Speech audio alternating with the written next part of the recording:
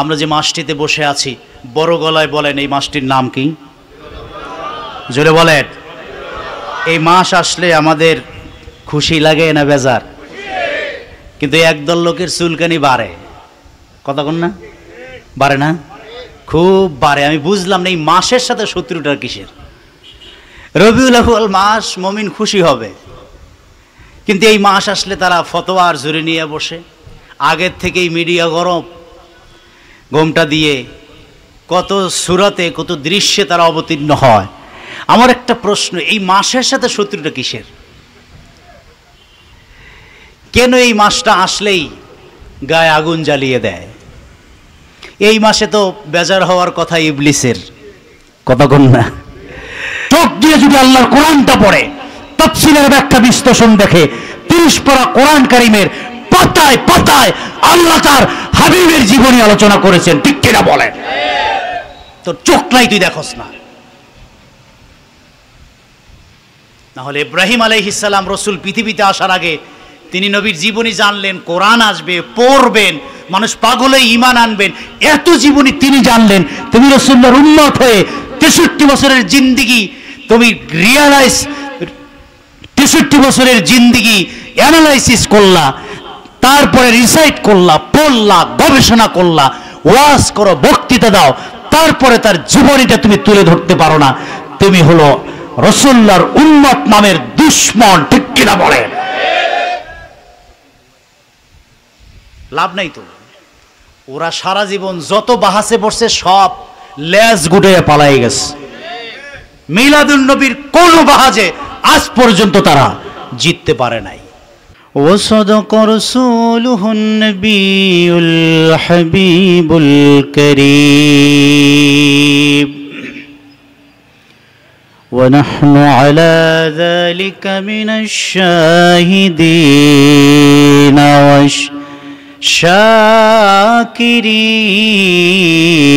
والشاكرين والحمد لله رب العالمين. وقال تعالى في شان حبيبه ومحبوبه آمر ومخبرا إن الله وملائكته يصلون على النبي يا أيها الذين آمنوا صلوا عليه وسلموا تسليما. اللهم صل على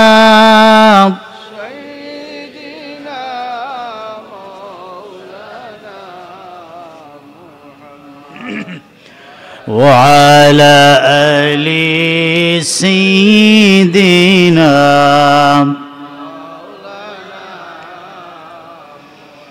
محبت پڑے اللہم صلی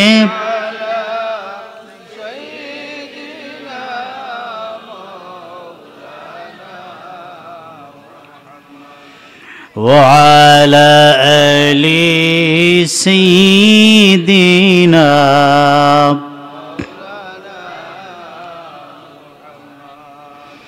পশু পাখি ডেকে বলি আজকে মোদের খুশির দিন, এ ধরাতে তশরিফ এনেছেন রহমতুল লিল আলামিন। আল্লাহুম্মা সাল্লি আলা সাইয়্যিদিনা মাওলানা وعلى آل سيدنا مولانا আশিক হইয়া পড়ি দরুদ মাশুক আছেন মদিনায় নবীর আশিক যদি হইতে পারি ওই জান্নাত হবে ঠিকানা আল্লাহুম্মা সাল্লি আলা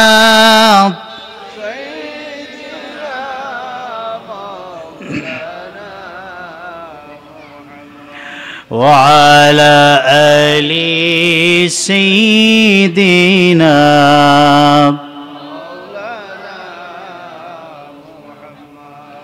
إلا الله إلا الله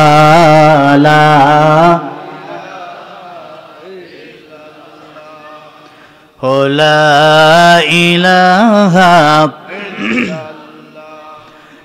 لا إله পাখির গানে গানে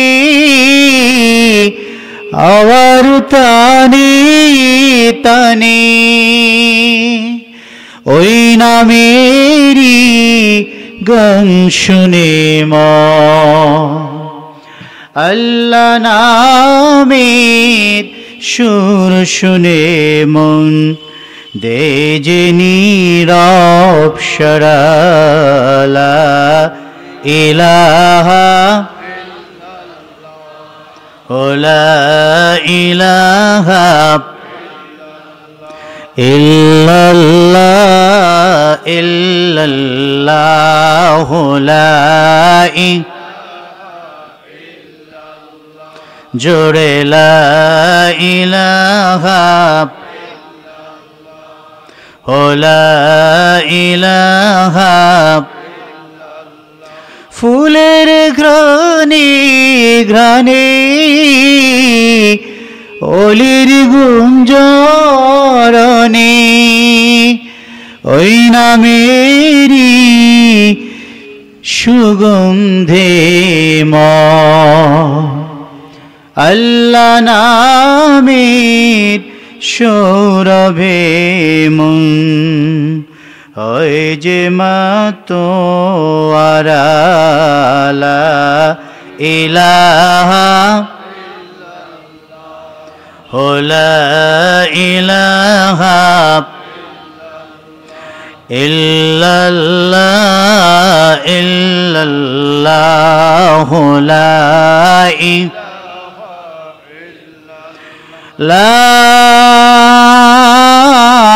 ইলাহা ইল্লাল্লাহু মুহাম্মাদুর রাসূলুল্লাহ সাল্লাল্লাহু আলাইহি ওয়াসাল্লাম আল্লাহুম্মা সাল্লি ওয়া সাল্লিম ওয়া বারিক আলাইহি। আমরা যে মাসটিতে বসে আছি বড় গলায় বলেন এই মাসটির নাম কি? জোরে বলেন। এই মাস আসলে আমাদের খুশি লাগে না বেজার? কিন্তু একদল লোকের চুলকানি বাড়ে, কথা কন না? বাড়ে না? খুব বাড়ে। আমি বুঝলাম না এই মাসের সাথে শত্রুটা কিসের। রবিউল আউয়াল মাস, মুমিন খুশি হবে, কিন্তু এই মাস আসলে তারা ফতোয়ার জোরে নিয়ে বসে। আগের থেকেই মিডিয়া গরম, ঘোমটা দিয়ে কত সূরাতে কত দৃশ্যে তারা অবতীর্ণ হয়। আমার একটা প্রশ্ন, এই মাসের সাথে শত্রুটা কিসের? কেন এই মাসটা আসলেই গায়ে আগুন জ্বালিয়ে দেয়? এই মাসে তো বেজার হওয়ার কথা ইবলিসের, কথা কন না? কারণ নবীজিকে বহুভাবে ইবলিস ব্যথিত করেছে, কষ্ট দিয়েছে, শেষ পর্যন্ত হত্যার পরিকল্পনা করিয়েছে ইবলিস, কথা কয় না তো?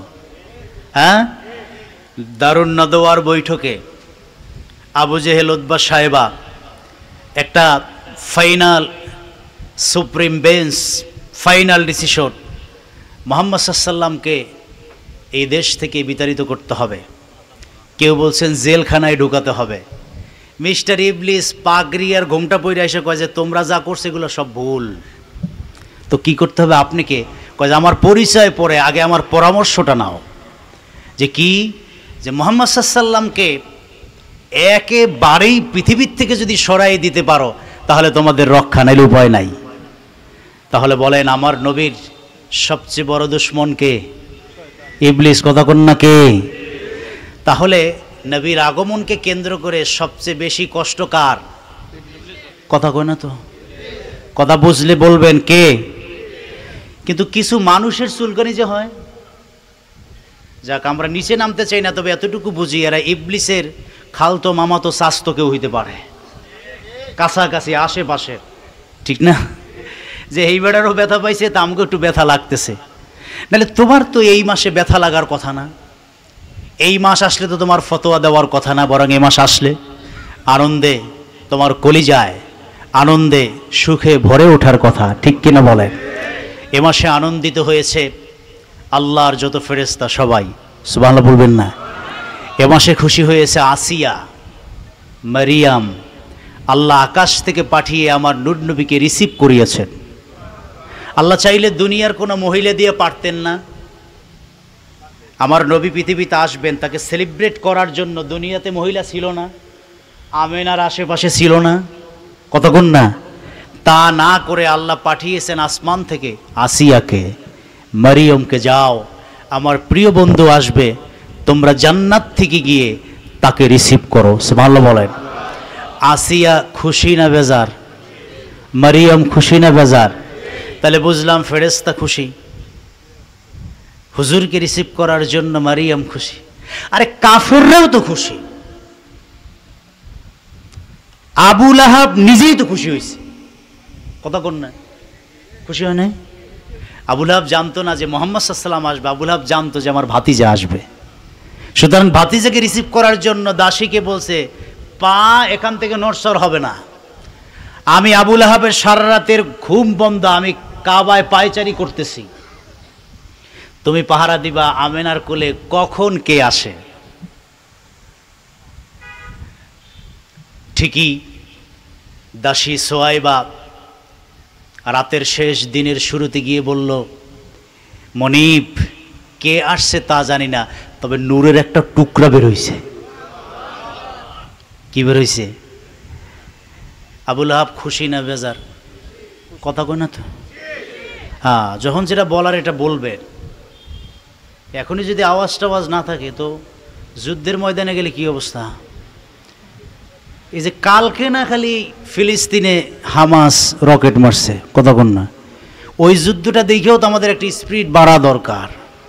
আমি আমার ওয়াজে বলি যে বাংলাদেশের মুসলমান আমরা মনে করি যে পিডাপাড়া যা আছে সব তো আশেপাশে দিয়ে যায়, আমরা তো ভালোই আছি। পিডাপাড়া যদি আশেপাশে আসে, পাশের গ্রামে, এই গ্রামে, এই গ্রামে, আপনার গ্রাম যে ভালো থাকবে তা কিন্তু নিশ্চিত বলা যায়। সিরিয়ায় মার হচ্ছে, মিয়ানমারে আগুন দিয়ে পোড়ানো হচ্ছে, ফিলিস্তিনে আগুন জ্বলছে, আমরা তো মোটামুটি এর চারদিক দিয়ে মাঝেই আছি। সুতরাং প্রস্তুতি গ্রহণ করতে হবে আমাদের, আওয়াজটা যেন ঠিক থাকে। গায়ে শক্তি না থাকলে কি হবে? অনেক সময় আওয়াজেও অনেক কিছু হয়, ঠিক কিনা বলেন? সম্মানিত সুধী, আবু জেহেল আমার নবীকে না চিনলেও সোয়াইবিয়া দাসীর কথায় যে কে আসছে তা জানি না, তবে একটা নূর মায়ের পেট থেকে পৃথিবীতে আসছে, সুবহানাল্লাহ বলেন। এই খবরটা আবু লাহাব শোনার পর খুশি না বেজার? তো মা ফেরেশতা খুশি, আবু লাহাব খুশি, তারপরে তাকে যারা রিসিভ করতে আসে তারা খুশি, আসমান বেজার না খুশি? জমিন, মরা গাছগুলি সাথে সাথে জীবন্ত গাছ হয়ে গেছে। নবীর আগমনে গাছ খুশি না বেজার?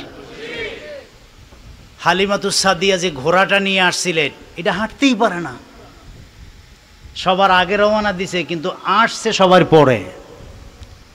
আমার নূর নবীকে পিঠে নিয়ে যখন রওনা দিছে সবার শেষে যাইয়া পুষছে তায়েফে সবার আগে। হালিমা খুশি না বেজার?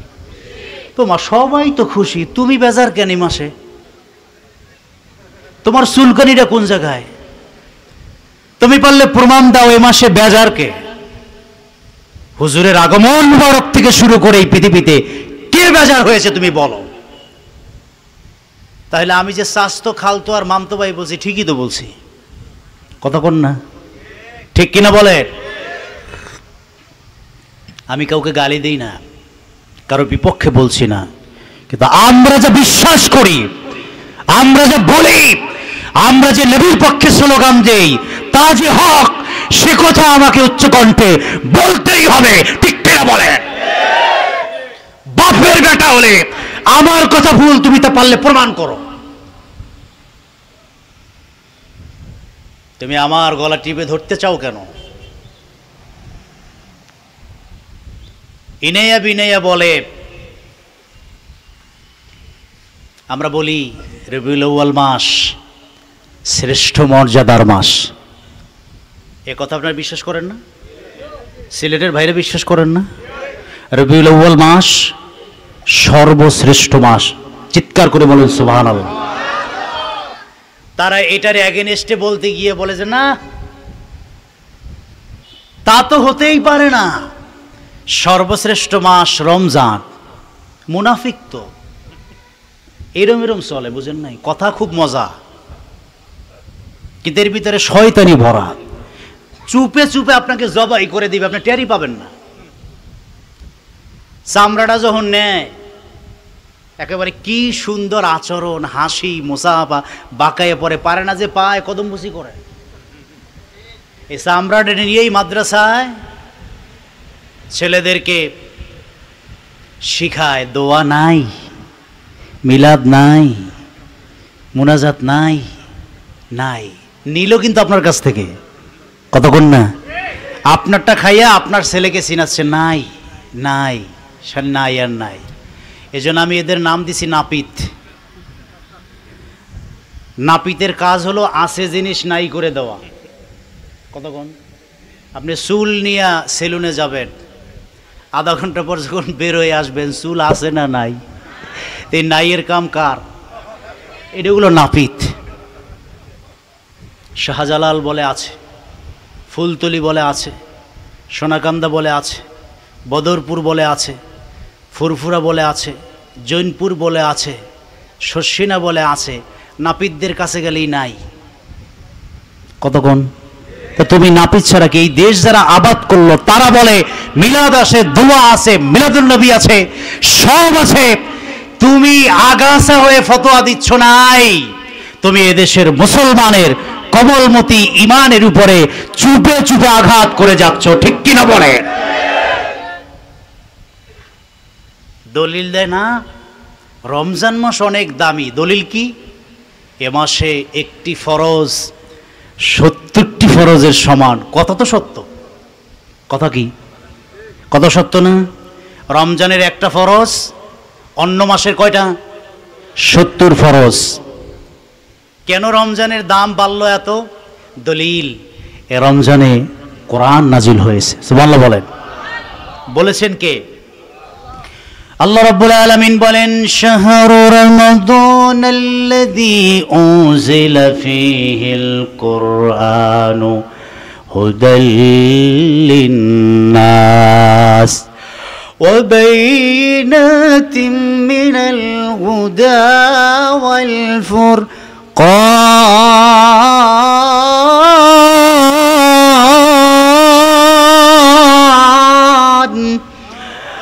আল্লাহ রাব্বুল আলামিন বলেন, রমজান তো সেই মাস যে মাসে আমি আল্লাহ রাব্বুল আলামিন আমার নূর নবীর নূরের সিনায় আমার আরশে আজিম থেকে 30 পারা কোরআন কারীমকে নাজিল করে দিয়েছি।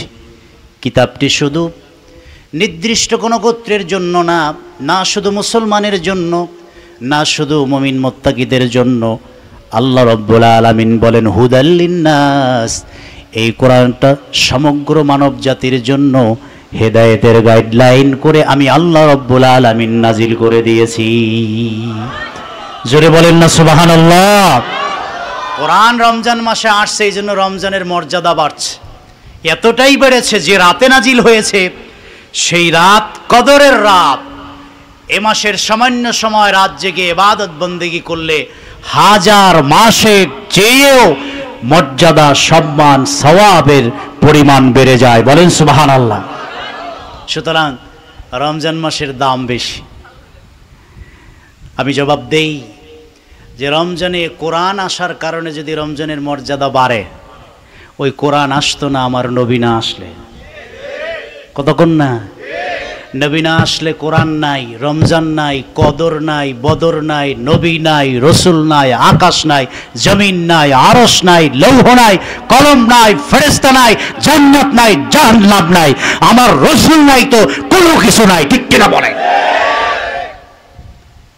তুমি রমজান মাসের দাম বাড়াইছো কোরআন নাজিল দিয়া। আরে মিয়া কোরআন নাই আমার নবী না আসলে। ঠিক কিনা বলে?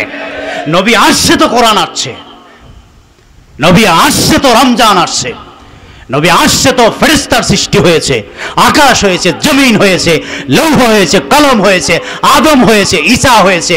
নবী নাই তো কোনো কিছু নাই। ঠিক কিনা বলে? রবিউল আউয়াল মাস, 12 রবিউল আউয়াল, নবীর আগমন, তা কেন্দ্র করে পৃথিবীর সব হয়েছে। ঠিক কিনা? তাহলে নবীর আগমনকে কেন্দ্র করে যদি সব হয়, তাহলে নবীর আগমনের মাস সৃষ্টির জন্য সবচেয়ে বড় নিয়ামতের মাস। ঠিক কিনা? আহারে, রবিউল আউয়াল মাসে আমার নবী যদি না আসতো, কোরআনটা পেতাম কোথায়? আহারে, রবিউল আউয়ালের 12 তারিখে হুজুর যদি পৃথিবীতে না আসতেন, আদমকে চিনতাম কিভাবে? বাবা হতেন কিভাবে? তাহলে আল্লাহর হাবিবের কারণেই আল্লাহ সব সৃষ্টি করেছেন। ঠিক কিনা বলেন? বন্ধুরা আমার, এবার আসুন দলিলে। হুজুরের কারণেই সব হয়েছে, তার দলিলটা আমি হাদিস কারিমা থেকে দিচ্ছি। ইমামে কাস্তালানি মাওয়াহিবুল লাদুন্নিয়ার প্রথম খণ্ডের 73 পৃষ্ঠায় হাদিসটি নকল করেছেন। যা বদরুদ্দিন আইনি তিনি তার উমদাতুল কারীর, বুখারীর ব্যাখ্যা গ্রন্থ উমদাতুল কারীর প্রথম খণ্ডের মধ্যে এনেছেন। হাদিসটি এনেছেন ইমামে হাকিম মুস্তাদরাক আল হাকিমের মধ্যে। হাদিসটি নকল করেছেন ইমামে বাইহাকি দালাইলুন নবুওয়াতের প্রথম খণ্ডের মধ্যে।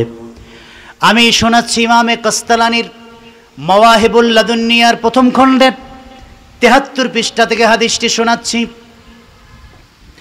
কে ইমামে কাস্তালানি? 1 লক্ষের উপরে হাদিস যার সিনায় মুখস্থ ছিল। বুখারী শরীফের একটা সরা লিখেছেন ইরশাদুস সারি। এত বড় উচ্চঙ্গের মুহাদ্দিস, তিনি হাদিসটি কোট করেছেন। আল্লাহ রাব্বুল আলামিন জান্নাতের জমিনের মধ্যে আদি পিতা বাবা আদম আলাইহিস সালামকে মাটি দিয়ে মানুষের একটা প্রতিকৃতি তৈরি করে রেখে দিলেন। এখনো আদম নবীর দেহের ভিতর আল্লাহ পাক রূহ দেন নাই। ও বন্ধু, বড় খেয়াল করে শুনুন, আল্লাহর সৃষ্টির মাঝে সবচেয়ে আল্লাহর কাছে প্রিয় হলো আদম আর আদমের সন্তানরা। বলেন সুবহানাল্লাহ। যত সৃষ্টি দেখেন, প্রশ্ন হতে পারে এই সব সৃষ্টির মধ্যে আল্লাহর কাছে সবচেয়ে মহব্বতের প্রিয় আপন কারা? আমি প্রশ্ন করতে পারি, আল্লাহ তাআলার কাছে কি ফেরেশতারা বড় আপন, নাকি আসমান আপন? সৃষ্টির দেখে নাকি জমিন আপন, নাকি সূর্য আপন, চন্দ্র আপন? যদি এরকম কেউ প্রশ্ন করেন, তাহলে তার সহজ জবাব হলো না। আল্লাহ রব্বুল আলামিনের কাছে সবচেয়ে বড় আপন হলো আদম আর আদমের সন্তানরা। বলেন সুবহানাল্লাহ। তার প্রমাণ কোরআন কারিমে এসেছে। এই পৃথিবীতে চন্দ্র আছে, সূর্য আছে, পাহাড় আছে, পর্বত আছে, জান্নাত আছে, জাহান্নাম আছে, কত কিছুকে আল্লাহ পাক সৃষ্টি করেছেন। সব সৃষ্টি করেছেন আল্লাহ আদেশ দিয়ে, কোন হয়ে যাও, সাথে সাথে হয়ে গেছে। সুবহানাল্লাহ বলেন। আল্লাহ সব সৃষ্টি করেছেন কি দিয়া? কথা বলেন। আদেশ কি দিয়া? সূরাত ইয়াসিন আল্লাহ পাক বলেন, ইদা আরাদা শাইআন আন ইয়াকুলা লাহু কুন ফায়াকুন। আল্লাহ রাব্বুল আলামিন যখন যা সৃষ্টি করতে চেয়েছেন শুধু নির্দেশ করেছেন কোন হয়ে যাও, আল্লাহ আদেশ দিতে দেরি, সঙ্গে সঙ্গে সৃষ্টি হতে দেরি হয় নাই। সুবহানাল্লাহ। সূর্যকে বলেছেন হয়ে যাও, হয়ে গেছে। চন্দ্রকে বলেছেন হয়ে যাও, হয়ে গেছে। জান্নাতকে বলেছেন জান্নাত হয়ে যাও, জান্নাত তৈরি হয়ে গেছে। ব্যতিক্রম শুধু এক জায়গায়, মানব সৃষ্টি। আল্লাহ আদমকে বলেন নাই হয়ে যাও, বরং আল্লাহ বলেন খলাকতু বিয়াদিয়া, আদমকে এত বেশি ভালোবাসি আমি আল্লাহ নিজ কুদরতি মায়ার হাত দিয়ে, ভালোবাসা দয়া আর মায়া দিয়ে নিজ হাতে আমি আল্লাহ আদমকে বানিয়েছি। জোরে বলেন না সুবহানাল্লাহ। খলাকতু বিয়াদিয়া, আমি নিজ হাত দিয়ে মায়া দিয়ে আদমকে তৈরি করেছি। সুবহানাল্লাহ। তাহলে সব সৃষ্টির সঙ্গে আদমের তুলনা চলে? আমাদেরকে আল্লাহ বড় মায়া করে বানিয়েছে। আল্লাহ রাব্বুল আলামিন বলেন মাটির খাসার মধ্যে অবয়ব তৈরি করলাম আদমের, 60 গজ 120 হাত লম্বা আদম। তার প্রমাণ মা হাওয়া আলাইহিস সালাম, যার কবরটি আজও জেদ্দা নদীর পাড়ে আছে। আমার আল্লাহ আদমকে জান্নাতের জমিনে মানুষের অবয়ব দিয়ে তৈরি করে রেখে দিলেন। নির্দিষ্ট সময় যখন আসলো আল্লাহ বলেন নাফাকতু ফীহি মির রূহি, আমি আল্লাহ আমার কুদরতি জবান দিয়ে রূহটা আদম নবীর দেহে প্রবেশ করার জন্য ফু দিয়া দিলাম। সুবহানাল্লাহ বলেন। কি দিলাম? ফু। কতক্ষণ না, এই যে সাহেবজাদার আসলে ফু দেয় না, পানিতে ফু দেয়নি, কতক্ষণ না পানিতে ফু দেয়নি, বুঝে গেল ফুয়ের মধ্যে কারিশমা আছে না নাই। আল্লাহ চাইলে আদমের দেহে রুহু দিতে ফু দেওয়ার দরকার ছিল না, কিন্তু আল্লাহ কি দিছেন? নাফাকতু ফীহি মির রূহি, আমি ফু দিয়েছি। সুবহানাল্লাহ বলবেন না। বুঝা গেল ফুয়ের অস্তিত্ব আছে না নাই। একদল কয় ফু দেওয়া শিরক, আসলে তো ফুয়ের বিরোধিতা করে না, আসলে পীর মাশায়েখের বিরোধিতা করে। পীরদের দেখলে এদের গায়ে আগুন জ্বলে, এদের ব্যবসায় ভাটা পড়ে। এই জন্য এরা পীরদের বিরোধিতা করতে যায়, কখনো শিরক ফতোয়া দেয়, কখনো বেদাত ফতোয়া দেয়, কখনো এইটা সেইটা ফতোয়া দেয়। কিন্তু আপনারা বলেন ফু তার অস্তিত্ব আছে না নাই? আল্লাহ নিজে ফু দিয়েছে। পৃথিবী ধ্বংস হবে ফুয়ের মাধ্যমে, ঠিক কিনা? আমি আমার আলোচনায় প্রবেশ করি। ফুটা আল্লাহ দিয়েছেন আদম নবীর মাথায়। বাচ্চাদেরকে চেক করে দেখবেন, যখন বয়স কম থাকে মাথার নির্দিষ্ট একটা জায়গায় নরম আছে। ওই নরম মানে হলো ওখান দিয়ে আল্লাহ রুহুটা দিয়েছেন। সুবহানাল্লাহ বলেন। বড় আশ্চর্যের দৃশ্যায়ন। হযরত আদম বলেন আমার আল্লাহ মাথা দিয়ে রুহুটা প্রবেশ করালেন। আস্তে আস্তে রুহুটা সারা দেহের মধ্যে ছড়াতে লাগলো। হঠাৎ করে আমি মানুষ হয়ে যাই নাই। যেখান দিয়ে রুহু প্রবেশ করিয়েছেন সেই জায়গার মাটিটা চামড়া হতে লাগলো, চামড়ার নিচে গোস্ত হতে লাগলো, গোস্তের নিচে হাড্ডি হতে লাগলো। আস্তে আস্তে মাথার থেকে মাটি পরিবর্তন হয়ে কান, চোখ, নাক, মুখ, দাড়ি, গলা, হাত, এইভাবে করে মাথা থেকে আমি আস্তে আস্তে মানুষে পরিণত হতে লাগলাম। এই দৃশ্যটা স্বাভাবিক না অস্বাভাবিক? তিনি নিজেই অবাক হয়েছে। হযরত আদম বলেন মালিক আমার আল্লাহ, কুদরতি এই ক্ষমতার পাওয়ার দেখে আমি বড় অবাক হয়ে গেলাম।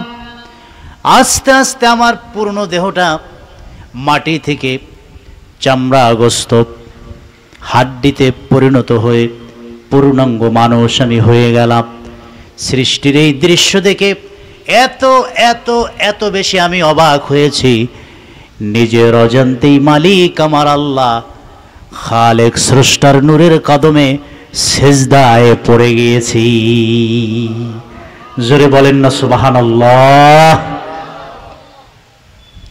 আদম নবী এতটুকু বুঝেছেন যে এরকম একটা কাজ যে হলো এটা এমনিতে হতে পারে না, এর পিছনে কেউ না কেউ আছে। সুবহানাল্লাহ বলেন। আদম নবী বুঝেছেন সব এমনি এমনি হয় না, তার পিছনে কেউ না কেউ আছেন। কিন্তু নাস্তিকরা বুঝে না, তারা কয় সব নাকি এমনি এমনি হয়ে গেছে, সব এমনি হয়।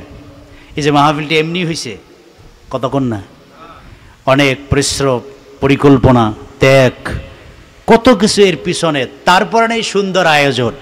এখন আপনি যদি বলেন আইসা, কেউ যদি বলে যে ভাই মাহফিল তো করবেই না, মাহফিল তো এমনি এমনি হয়, তাহলে মানুষ বলবে যে এই লোকের মাথায় সমস্যা আছে। নাস্তিকদের পুরো দেহে সমস্যা, ঠিক কিনা বলেন? সম্মানিত শুধু বাবা আদম বুঝেছেন যে এর পিছনে কেউ আছে, এটা ভেবে চিনতে তিনি তাকে স্মরণ করে সেজদায় পড়ে গেলেন। সুবহানাল্লাহ বলবেন। অর্থাৎ তিনি স্রষ্টা রব আল্লাহকে চিনে ফেলেছেন। দীর্ঘ সময় সেজদায় কাটালেন বাবা আদম। মালিক আমার আল্লাহ ডাক দিয়ে বসলেন, রে আদম কত আর সেজদায় থাকবা? আল্লাহ রাব্বুল আলামিন ডাক দিলেন, ইয়া আদম ইরফা রাসাক, রে আদম সেজদা থেকে মাথা তুলো। আল্লাহ রাব্বুল আলামিন ডাক দেওয়ার সঙ্গে সঙ্গে ফারাফা রাসাহু ইলাস সামা, আল্লাহর আরশের দিকে মাথা তুলে তাকালেন।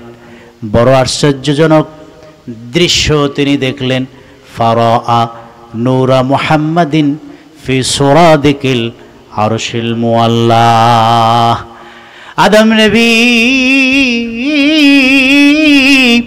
সেজদা থেকে আল্লাহর আরশের দিকে মাথা তুলে তাকালেন, আর নজর করে দেখেন আল্লাহর আরশের ডান কিনারে আরশের সঙ্গে নূরে মুহাম্মাদি দেখা যায়। বলেন না সুবহানাল্লাহ।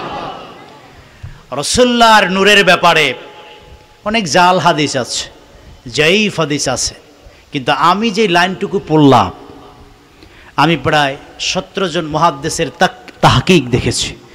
17 জন মুহাদ্দিস বলেছেন এই হাদিসটা সহি সহি সহি। বলেন না সুবহানাল্লাহ। এখানে কলম ধরার ক্ষমতা বাপের বেটার নাই।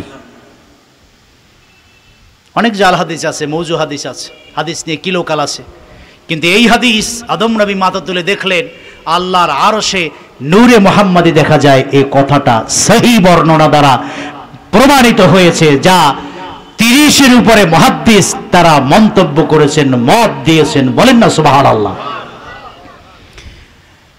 হযরতে আদম বলেন,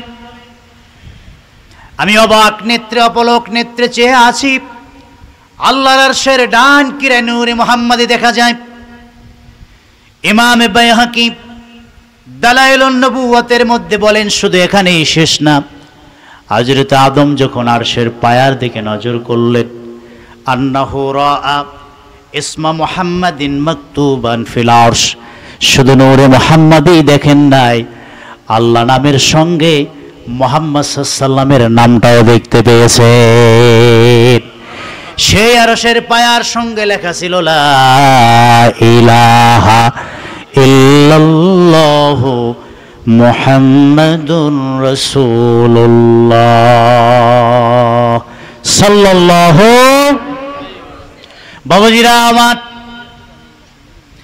একদিকে দেখলেন নূর, আর একদিক দেখলেন কালেমার সঙ্গে আমার নবীর নাম যুক্ত করা। আদম নবীর ব্রেনের ভিতরে প্রশ্ন, নূরটাই বা কিসের? মহান প্রভুর নামের সঙ্গে নামটাই বা কার যুক্ত করা?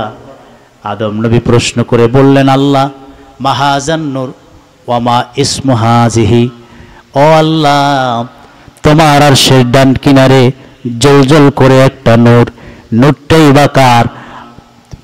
আর তোমার নামের সঙ্গে যে একটা নাম, সেই নামটাই বা কার? আমার আল্লাহ ডেকে বলে, আদম সঠিক সময় সঠিক প্রশ্ন করেছো, সংক্ষেপে জবাবটা জেনে নাও। তুমি জানতে চেয়েছো নূর কার, নাম কার? আমি আল্লাহ জবাব দিছি, নূর যার নামটাও তার। জোরে বলেন না সুবহানাল্লাহ। নাম যার, নূর তার, নূর যার, নাম তার। চিৎকার করে বলেন আল্লাহু আকবার। হযরতে আদম বললেন, মালিক আমার আল্লাহ, আপনি যখন জবাব দিয়েছেন বুঝতে আর বাকি রইল না। নির্দিষ্ট এক ব্যক্তির পরিচয় আপনি তুলে ধরেছেন, নাম যার নূর তার, যাকে নাম হিসেবে আপনার নামের সঙ্গে যুক্ত দেখেছি, তার নূরের একটা অংশ তোমার আরশের ডান কিনারে আমি দেখতে পেয়েছি। আল্লাহ, নাম পরিচয় জানলাম, শুধু এতটুকু জানতে চাই, কি এমন মর্যাদা, কি এমন সম্মান, কি এমন তার কদর যে সরাসরি আপনার নামের সঙ্গে তাকে যুক্ত করেছে। জোরে বলেন না সুবহানাল্লাহ। হুজুর দুনিয়ায় আসেন নাই, আদম সৃষ্টির আগে নবীজির জীবনের আলোচনা চলছে। সুবহানাল্লাহ বলবেন না? ওরা নবীজির জীবনী খুঁজেই পায় না, আলোচনাই খুঁজে পায় না। অথচ আল্লাহ পৃথিবীর অ্যারেঞ্জমেন্ট করার আগেই আদমকে পরিচয় শিখাচ্ছেন, চেনো চেনো আদম, ভালো করে চেনো, কে এসে কাকে আমার নামের সঙ্গে যুক্ত করলাম, ভালো করে চিনে যাও। সুবহানাল্লাহ বলেন। আল্লাহ এমন করে চিনাইতে পারলেন, তুমি 10 মিনিট ওয়াজ করে চিনাইতে পারছো না। এটা ব্যর্থতা, এটা দুঃখ। হযরত আদমের সেদার কথা বললেন, আল্লাহ বললেন তিনি সবার আগে কবর থেকে উঠবেন, তিনি সবার আগে সুপারিশ করবেন। তিনি জান্নাতের দরজা না খুললে আদমেরও চান্স নাই। সুবহানাল্লাহ বলেন। তিনি যদি জান্নাতে প্রবেশ না করেন কোন নবী ঢুকতে পারবে না। সেজদা থেকে তিনি মাথা না তুললে কোন নবী আকাশের দিকে তুলে কথা বলার সাহস পাবে না। তিনি সবার আগে না বললে সবার মুখ বন্ধ। তিনি যদি সবার আগে কথা বলেন তারপরে সবার কথা বলবে, তার উম্মত সবার আগে জান্নাতে যাবে।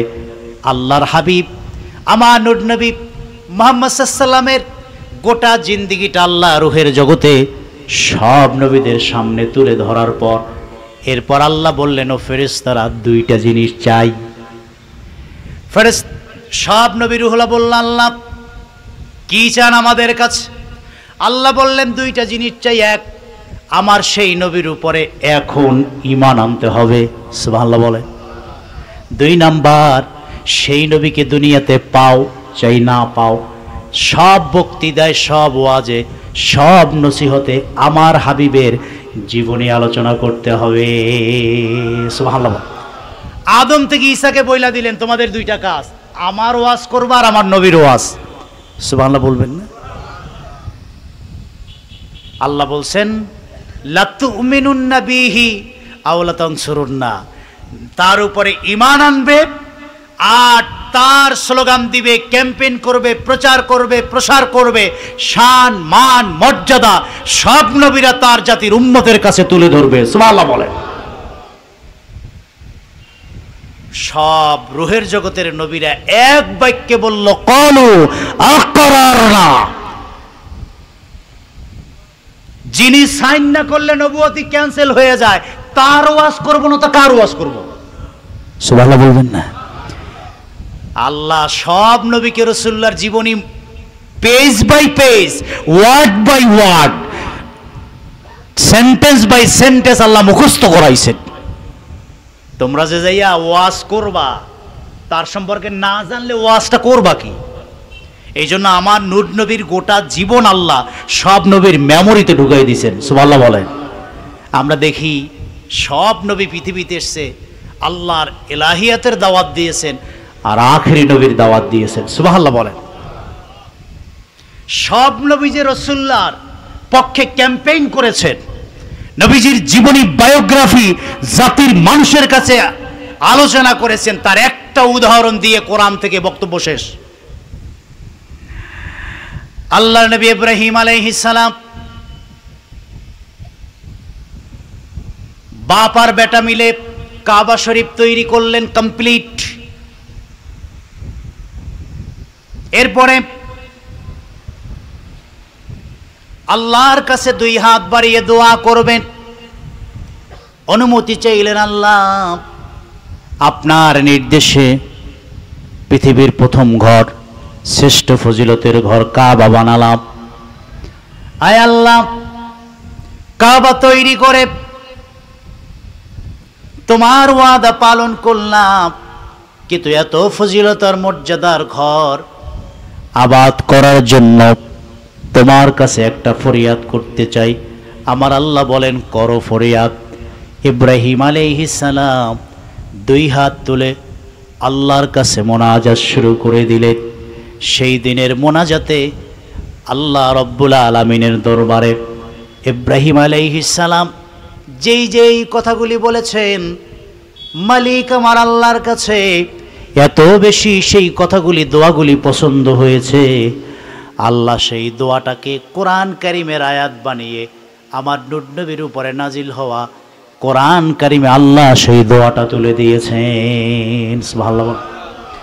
ইব্রাহিম নবী দুই হাত তুলে দোয়া করছিলেন, রব্বানা ওয়াবআস ফীহিম রাসূলাম মিনহুম ইয়াতলু আলাইহিম আয়াতিকা ওয়া ইউআল্লিমুহুমুল কিতাবা ওয়াল হিকমাতা ওয়া ইউযাক্কিহিম।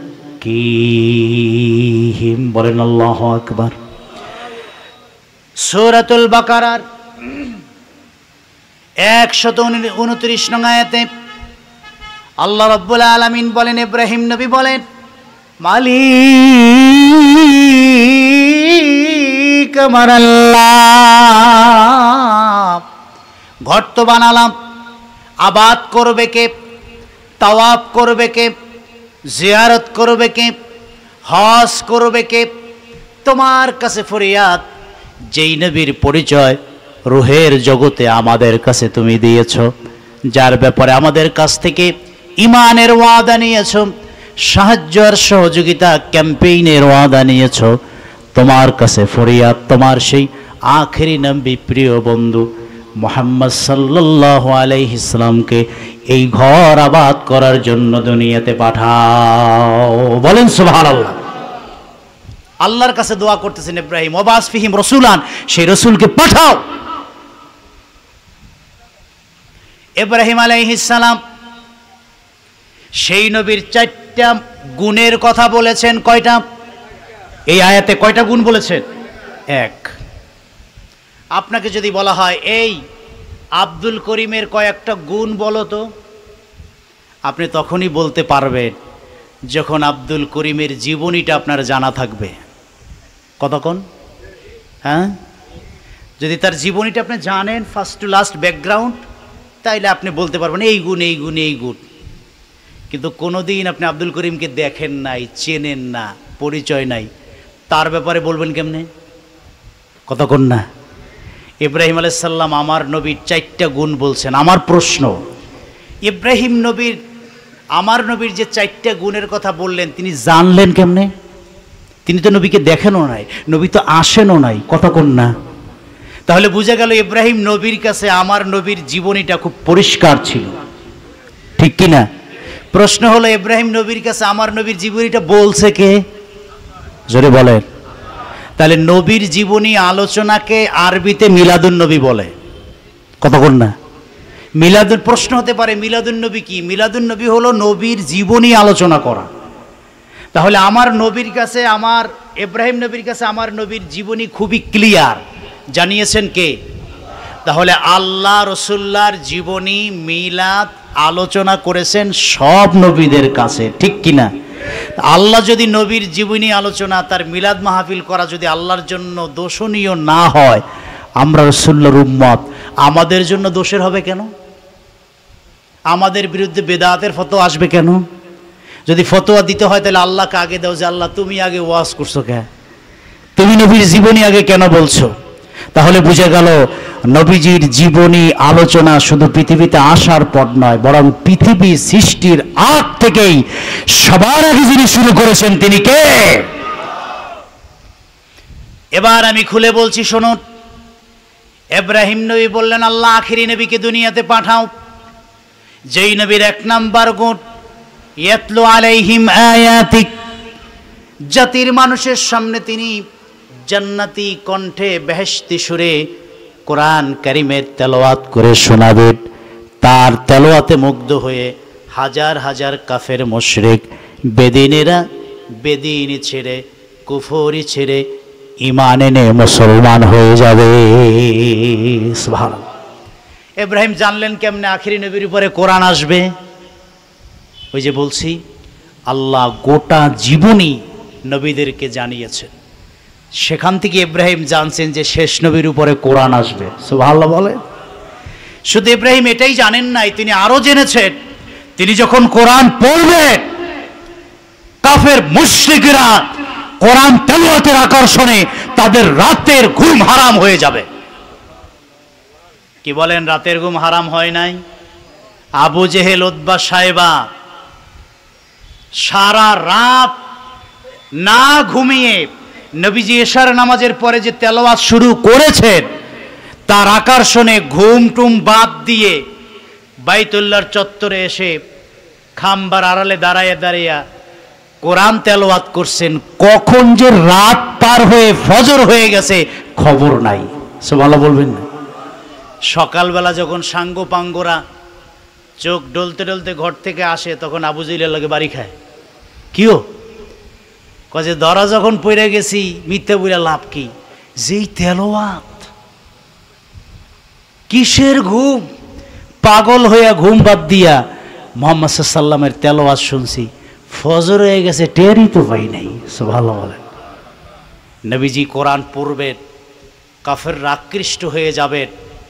এই তথ্য আমার নবী পৃথিবীতে আসার আগেই ইব্রাহিম আলাইহিস সালাম জেনে গেছেন। সুবহানাল্লাহ বলেন।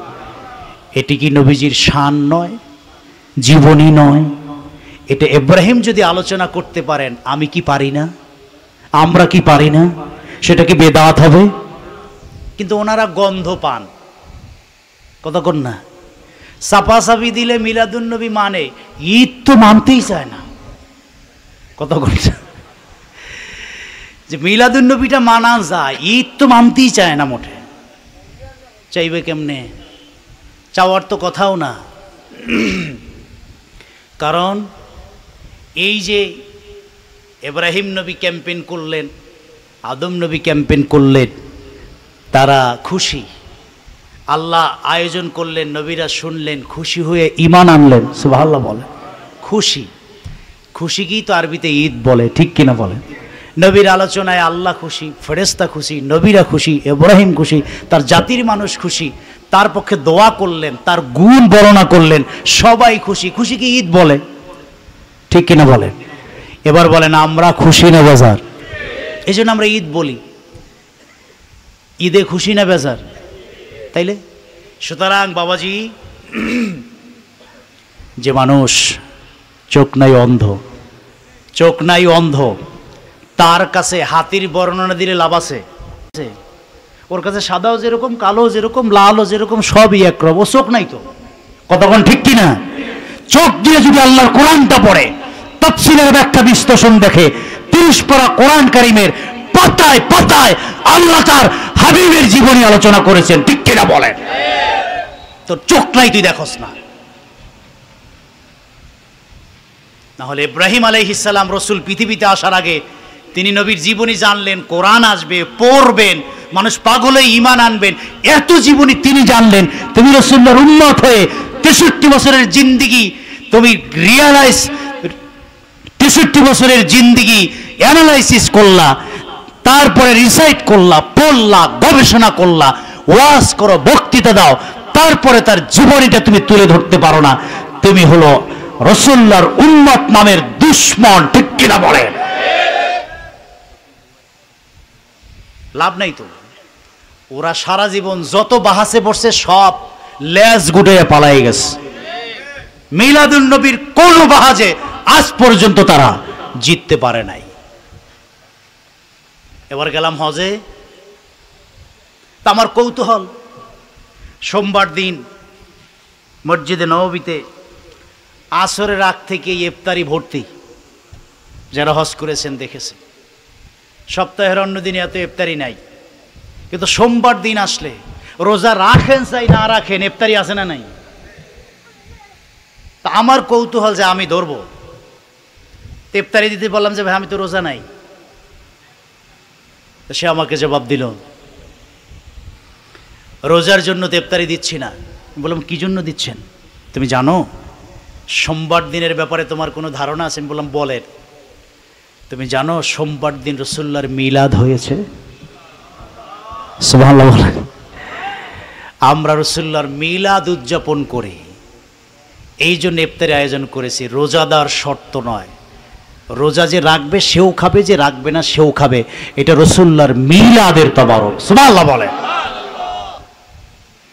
আজও মসজিদে নববীতে প্রতি সোমবার রাসূলুল্লাহর মিলাদ শরীফ উদযাপন হয়, খেজুর দিয়ে, রুটি দিয়ে, তাবারক দিয়ে, ইফতারি দিয়ে। তুমি মিলাদ খুঁজে পাও না, তুমি রাসূলুল্লাহর আগমন মোবারকের মর্যাদা দিতে পারো না, তোমার চেয়ে কুলাঙ্গার কবিনা এই জমিনে আর কেউ হতে পারে না, ঠিক কিনা? তুমি ছেলের বছর ঘুরলে কেক তো ঠিকই কাটতে পারো, হুজুররাও কাটে। আপনাদের কথা বলি, হুজুররা কাটে। আমি তো একজন হুজুর, আমার বাসায় ছেলের কয় যে একটা কিছু নিয়ে আসেন। কেন? কয় যে ছেলের জন্মদিন। আমি বললাম যে এটা কি? কয় যে না, দোয়া স্বরূপ। দোয়াটা ভালো জিনিস না? ছেলের হায়াতে বরকত হবে। একটু কোরআন পড়ি, সূরা পড়ি, দোয়া পড়ি, মিলাদ পড়ি, এবার মিষ্টান্ন খাই। এটা যদি আপনার সন্তানের বেলায় হতে পারে, দোয়া, বরকত, তওবা, ইস্তিগফার, আমার নবীর আগমনকে কেন্দ্র করে উম্মত কেন দয়ার রহমত পেতে পারে না? পারে কি পারে না? বলে। যার কথা স্মরণ হলে সওয়াব হয়, হুজুরের কথা স্মরণ করলেই সওয়াব হয়। আপনি তার আলোচনা করবেন না, কার আলোচনা করবেন? সমাজে এত শিরক, কুফর, বিদআত, তার ব্যাপারে তোমার ফতোয়া নাই।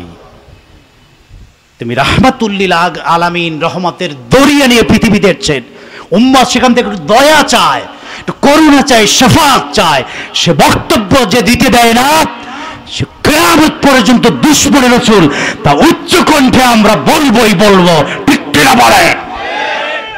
এটা আউলিয়া কেরামের মিশন, হক্কানি অলিদের মিশন।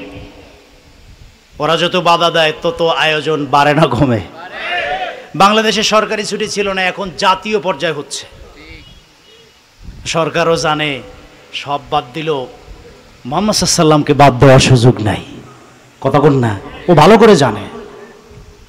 তাই না, দৌড়ে শাহজালাল মাজার থেকে শুরু করে ও জানে যে আসল পাওয়ারটা কোন জায়গায়, এটা ও জানে। ও বিএনপি বলেন, আওয়ামী লীগ বলেন, আর যাই বলেন, শুরু করে এখান থেকে, কথা বল না, জানে। যাদের চেহারা দেখে কোটি মানুষ মুসলমান হয়, খাজা মাইনুদ্দিন চিশতি, শুধু চেহারা দেখে। তুমি 1000 দিন ওয়াজ করেও পারো না 5 জন মানুষ, আর তার চেহারা দেখে কোটি মানুষ মুসলমান হয়। আমরা তাদের মিশনের লোক, তাদের তরিকার সিলসিলার মিশনের লোক।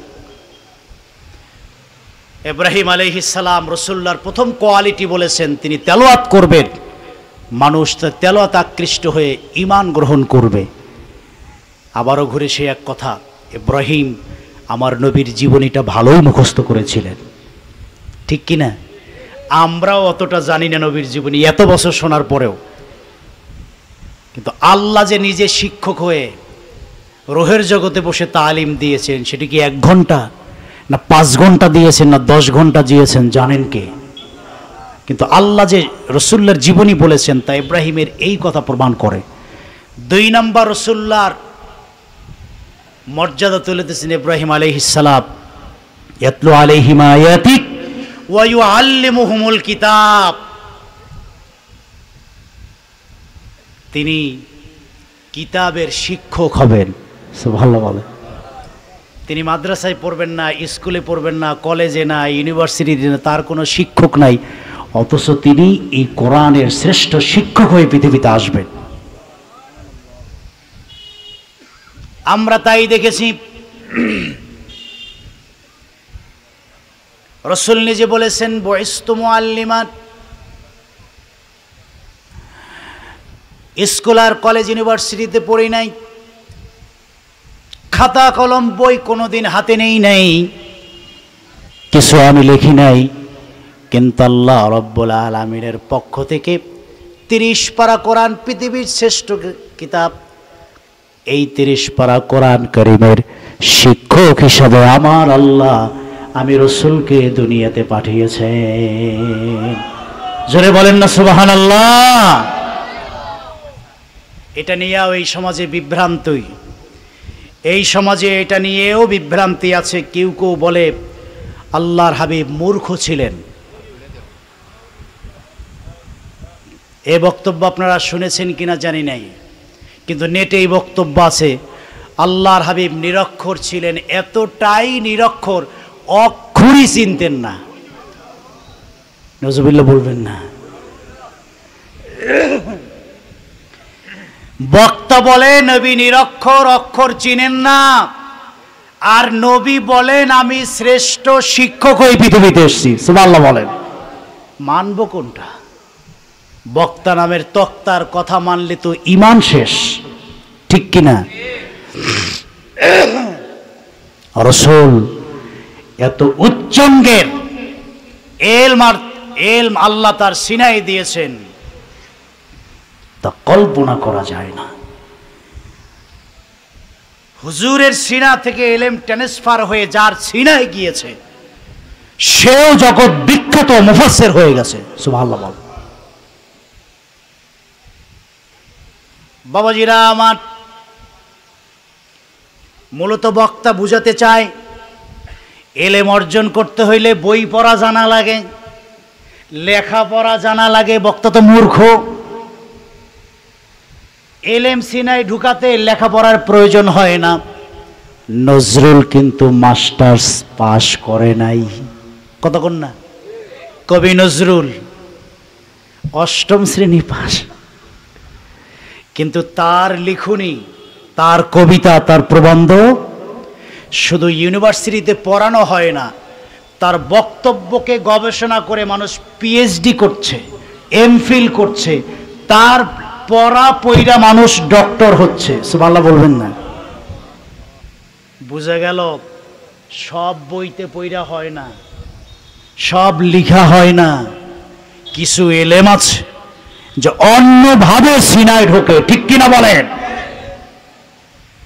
আমি মনে করি নজরুলের এলেমটা কিছুটা মদিনা মুনাওয়ারা থেকেও এসছে। আমি যদি আরব হতাম, মদিনারি পথ, সেই পথেতে হেঁটে যেতেন আমার নূর নবী হযরত। নজরুল বলছে মদিনা হওয়ার সৌভাগ্য তো আমার নাই, আমি যদি মদিনার রাস্তা হইতাম, রাস্তা, আর সেই রাস্তার উপর দিয়ে যদি আমার নূর নবী হাইটে যেতেন, তাইলে এটা আমার জন্য কপাল খুলে যেত। সুবহানাল্লাহ বলেন। এই যে নবীর প্রতি একটা মহব্বত, ভালোবাসার টান নজরুলকে অনেক অনেক উপরে তুলে দিয়েছে, ঠিক কিনা বলেন? এটা বোঝার জ্ঞানও তো তোমার নাই। কোরআনটা রাসূলুল্লাহর সিনায় কিভাবে আসলো? জিবরাইল আমিন কোরআন নিয়ে এসেছেন হেরা গুহায়, এসে বললেন ইকরা ইয়া মুহাম্মদ, পড়ুন। আল্লাহর হাবিব মুস্কি হাসি দিয়ে বলেন, ভাই জিবরাইল আমাকে পড়তে বলছেন? স্কুল কলেজ ইউনিভার্সিটিতে পড়ি নাই, ডাক্তার ইঞ্জিনিয়ার শিক্ষক কারো দ্বারস্থ আমি হই নাই, সুতরাং আমি পড়তে পারি না। জিবরাইল আমিন বললেন, আল্লাহ কার কাছে পাঠাইলা? এই নবী তো পড়তে পারে না। আমার আল্লাহ বলেন, জিবরাইল সব পড়া বইতে পাওয়া যায় না, কলম আর খাতা দিয়ে সব শেখা যায় না, তুমি আবারও যাও, এইবার যে পড়তে বলবে না। হাদিস সহিহ বুখারীর মধ্যে এসেছে, বাবু কাইফা কানা বাদুল ওয়াহি, সহিহ বুখারীর 2 নম্বর হাদিস। জিবরাইল আমিন আবার আসলেন, এসে আল্লাহ বললেন, জিবরাইল এবার যে পড়তে বলবে না, বরং পড়তে বলার আগে আমার নূর নবীর সিনার সঙ্গে তোমার সিনা লাগায়া জোরে ধরে একটা চাপ দিবা। সুবহানাল্লাহ বলেন। যাবা হুজুরকে টান দিয়ে সিনার লগে লাগাই একটা জোরে চাপ দিবা, চাপ দিয়ে সাইরে দিয়ে তারপর বলবা ইকরা পড়েন। আবার আসলেন, ধরে সিনার লগে সিনা চাপ দিলেন। হুজুর বলেন এত জোরে চাপ দিয়েছেন জাহারাল জুহুদা, আমার কষ্ট হয়েছে, ঘাম বের হয়ে গেছে। কিন্তু চাপের মধ্যে কি জানি একটা অনুভব করলাম, জিব্রাইল আমিন আমাকে চাপ দিয়ে ছেড়ে দিয়ে পড়তে বললেন। মুহূর্তকাল দেরি করলাম না, চাপের সঙ্গে সঙ্গে পড়তে বলার সাথে সাথে পাঁচটি কোরআনের আয়াত আমি পড়ে নিলাম। জোরে বলেন না সুবহানাল্লাহ। সিনা থেকে সিনায় শেয়ারিং হয়েছে, ব্লুটুথ হয়েছে, ট্রান্সফার হয়েছে। হতে পারে কি পারে না? জোরে বলেন পারে কি পারে না? এটাকে ইলমে লাদুন্নি বলে, এটাই ইলমে তাসাউফ বলে। যা ওলির দরবারে গেলে, আল্লাহ ওয়ালা মানুষের কাছে গেলে, শাইখের কাছে গেলে, তার সোহবতে বসলে, তার তালিমে বসলে, তার মজলিসে বসলে চোখ থেকে চোখ, সিনা থেকে সিনায় ইলমটা ট্রান্সফার হয়ে যায়।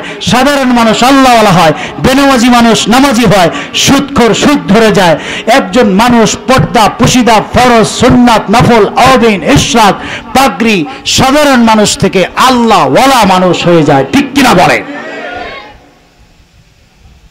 এরকম মানুষ আছে না যে সাধারণ মানুষ ফুলতলিতে গিয়েছে, সাহাবদের সোহবতে যাওয়ার কারণে মানুষটার আমল পরিবর্তন হয়েছে। দাড়ি ছিল না, দাড়ি হয়েছে, টুপি এসেছে, পাগড়ি এসছে, সুন্নতি পোশাক এসছে, সুদ ছেড়েছে, ঘুষ ছেড়েছে, মানুষটা আমলি হয়েছে। অথচ এই মানুষ মাদ্রাসায়ও পড়ে নাই, বুখারিও পড়ে নাই, কিতাবও ধরে নাই। এই যে পরিবর্তন হলো কি দিয়ে? সোহবতে, তাসিরে, হক্কানি অলিদের সোহবতের কারণে আল্লাহ এই ইলম অলির সিনা থেকে তার সিনায় দিয়েছে। সুবহানাল্লাহ বলেন। জিবরাইল চাপ দিলেন, সিনা থেকে রাসূলুল্লাহর সিনায় কোরআন ট্রান্সফার হয়ে যায়। সুবহানাল্লাহ বলেন। সেই কথা ইব্রাহিম আলাইহিস সালাম বলেছেন, ওয়া ইউআল্লিমুহুমুল কিতাব। মাদ্রাসা স্কুল কলেজে না পড়েও তিনি হবেন সেই কোরআন কারিমের শিক্ষক। ইব্রাহিম জেনেছেন আল্লাহর কাছ থেকে আমার নবীর জীবনী। আর ৩ নাম্বার গুণ বলেছেন, আল্লাহ রাব্বুল আলামিন বলেন ওয়াল হিকমা। নবীজির ভিতরে আল্লাহ সিনার ভিতরে হিকমত দিবেন, জ্ঞান দান করবেন, প্রজ্ঞা দান করবেন, বিজ্ঞানের জ্ঞান দান করবেন। আমরা আজ তাই দেখি ১৫০০ বছর আগে রাসূলুল্লাহ নূরের জবানে যা ভবিষ্যৎবাণী করেছেন, আজকের বিজ্ঞান তা অ্যানালাইসিস করে, রিসার্চ করে করে সেখান থেকে বিজ্ঞানের সূত্র তৈরি করতেছে। সুবহানাল্লাহ। আমি এক ডাক্তারের কাছে গেলাম, ডাক্তার গ্যাস্ট্রিক আসেনি, গ্যাস হয় না? ডাক্তার সাহেব বললেন, হুজুর সবাইরে তো ঔষধ দিই, আপনারা ঔষধ দিব না। কি দিবেন? কয়ে একটা পরামর্শ, খাবার খাবেন হিসাব করে। বললাম যে কিরকম? কয়ে যে পেটটাকে 3 ভাগ করবেন, 3 ভাগ করে 1 ভাগ খালি, আর 1 ভাগ পানি, আর 1 ভাগ খাবার। কয় ভাগ হলো? 1 ভাগে খাবার, আর 1 ভাগে পানি, আর 1 ভাগ খালি। তাইলে আপনার গ্যাস্ট্রিক হবে না। বললাম কারণ? কয় যে পেট খালি থাকলে পানি আর খাবারটা তাড়াতাড়ি ঘুরে ফিরে ডাইজেস্ট হয়। আপনি মেশিনের ভিতরে চাল দিলেন বইরা, তো ঘুরবো কেমনে আর ভাঙবো কেমনে? একটু ফাঁকা টাকা লাগবো না? শেষ কথা, 2 মিনিট শেষ হয়ে যাচ্ছে। তো পেটটা খালি রাখলে পানি আর খাবারটা মিলে তাড়াতাড়ি ডাইজেস্ট হয়, এটা হজম হয়, ময়লাটা তাড়াতাড়ি হজম হয়ে বের হয়ে যায়, স্টমাক, পাকস্থলী, লিভার, কিডনি সব ভালো থাকে। সুবহানাল্লাহ বলেন।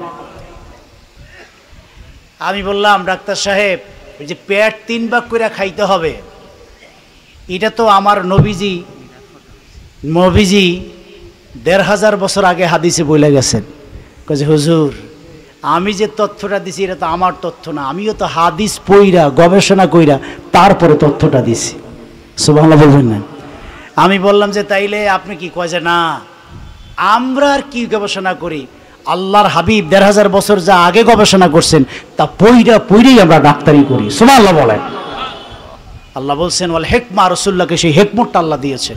ওয়া ইউযাক্কিহিম, তিনি কলবের ডাক্তার, চোখের নজর দিয়ে কাফের মুশরিক কলিজার কুফরিকে চুরমার করে দিয়েছেন। ঈমানের নূর হৃদয়ে ধারণ করে তারা খাঁটি মুসলমান হয়েছেন। বলেন না সুবহানাল্লাহ।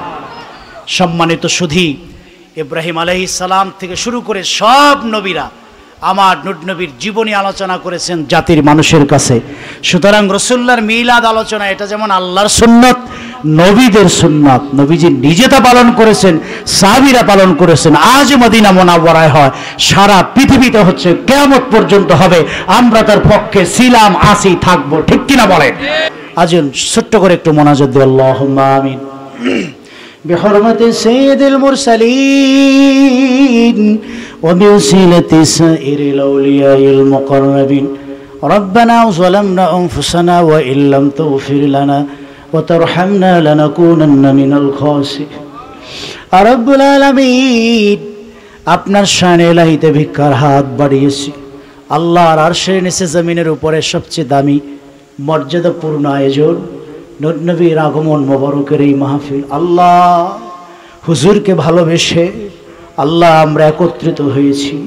দয়ার মায়া মিশিয়ে এই আয়োজনটুকু আমাদের জীবনের গুনাহ মাফের নাজাতের ওসিলা বানাও। আর আলামিন হাদিসে পাওয়া যায়, সাহাবী প্রশ্ন করেছেন কিয়ামত কখন হবে? হুজুর বলেছেন কিয়ামতের জন্য কি আমল করেছ? সাহাবী বলেছেন তেমন নামাজ নাই, রোজা নাই, হজ নাই, যাকাত নাই, একটা জিনিস আছে, আর রাসূলকে জীবনের চাইতেও বড় বেশি ভালোবেসেছি। হাবিবুল্লাহ জবাব দিয়ে বলেছেন, সাহাবী সত্যিকার অর্থেই যদি নবীকে ভালোবেসে থাকো, তোমার ভালোবাসা তোমাকে নবীর সঙ্গে জান্নাতি করে দিবে। আল্লাহ আমরাও বলতে চাই তেমন আমল নাই, দান সাদাকা তাসবিহ তাহলিল জিকির আর তেলাওয়াত তেমন বেশি নাই। আল্লাহ হক সিলসিলার সাথে যুক্ত হওয়ার কারণে বুকে হাত দিয়ে বলতে পারি আল্লাহর হাবিবের ভালোবাসার কোনো কমতি নাই। তার সাক্ষী আজকের এই আয়োজন, হুজুরের মহাব্বতে আলোচনা ওসিলা করে আমাদের জীবনের গুনাহ মাফ করে দাও। আল্লাহ আব্বা আম্মা জীবনের সবচেয়ে বড় সম্পদ নেয়ামত, জান্নাতে হিসেবে কবুল করে নাও। এলাকার কবরবাসীদের মাফ করে দাও। প্রবাসে যারা আছে আল্লাহ নিরাপদে কবুল করে নাও। আল্লাহ এ জমিন ওলিদের খেদমতে আয় আল্লাহ উর্বর হওয়া জমিন, ওলিদের আত্মায়ের হাদিয়া পৌঁছায়া দাও। আল্লাহ বদরপুর ফুলতলি জৈনপুর সিনা হক সিলসিলার जो ताउलिया कराम कबर आत्मा दिए पौঁছান। আল্লাহ পুণ্যভূমি যার নামে হয়েছে শাহজালাল আমিনী সাথী সহ যারা আছেন এ জমিনে প্রত্যেকের আত্মা দিয়ে পৌঁছাও। যারা আয়োজন করেছেন, উপস্থিত হয়েছেন, শ্রম দিয়েছেন, আল্লাহ সকলের পক্ষে দোয়াটা কবুল করে নেন। তাকাব্বাল মিন্না দুআনা বিহুরমাতি কালিমাতুত তাইয়্যিবা লা ইলাহা ইল্লাল্লাহু মুহাম্মাদুর রাসূলুল্লাহ।